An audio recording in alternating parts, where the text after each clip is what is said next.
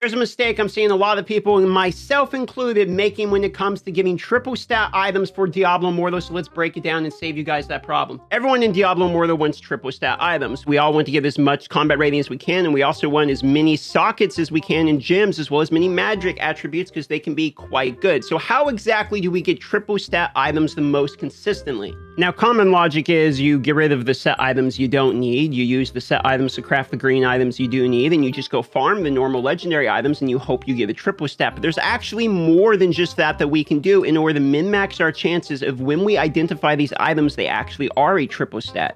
First off, let's address Magic Find. Magic Find will not increase the quality of items. From what we understand about Magic Find and from what I've been told, Magic Find increases the quantity of items. So you don't have to worry about having Magic Find in terms of like getting better sets or legendaries.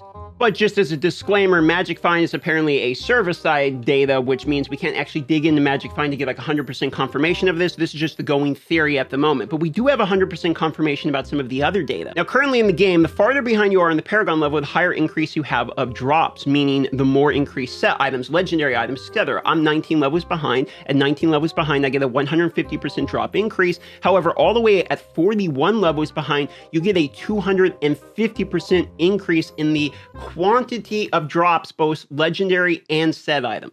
This, however, falsely appealing. You don't actually want to play around this, because if we expand this chart to look at the rest of the data, and you can see, okay, let's say you just allow yourself to be below Paragon level so you can farm more items. And maybe farming more items will be good for things like the Essence Mastery system, but in particular, this video, we're talking about how to get 3 exceptional attributes. Now, you're going to notice that 3 low attributes is 0.8, the 3 exceptional is 0.4. So depending upon what kind of rows you're getting, these are alternate values. However, as we climb Paragon levels, you're going to notice both of these values for getting triple drop stats are increased until we get down at the bottom. We're at Paragon level or above.